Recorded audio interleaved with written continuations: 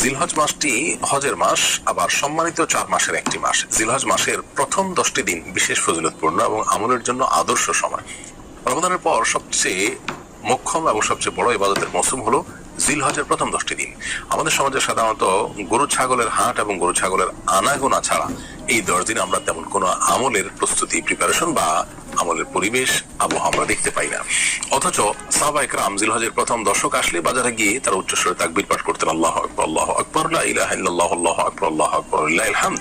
নবী রাসূলুল্লাহ সাল্লাল্লাহু আলাইহি ওয়াসাল্লাম বলেছেন, মা মিন আইয়ামিন আল আমালুস সালিহ ফিহিন্না আহাব্বু ইলাল্লাহ মিন হাযিহিল আইয়াম। জিলহজের প্রথম দশকে ইবাদতের চাইতে অন্য কোন সময়ের ইবাদত আল্লাহর কাছে বেশি প্রিয় নয়। এমন কি কোন লোক যদি আল্লাহর রাহে জিহাদে যান, তিনি যদি যান মাল সবকিছু উৎসর্গ করে ফেলেন, তার কথা ভিন্ন। এছাড়া অন্য যে মানুষগুলো জিহাদে শামিল হয়েছেন তাদের চাইতেও, সেখানে সে আমল করার চাইতেও বা সে শামিল হওয়ার চাইতেও জিলহজের প্রথম দশকের আমল আল্লাহর কাছে বেশি প্রিয়। আল্লাহ রাব্বুল আলামিন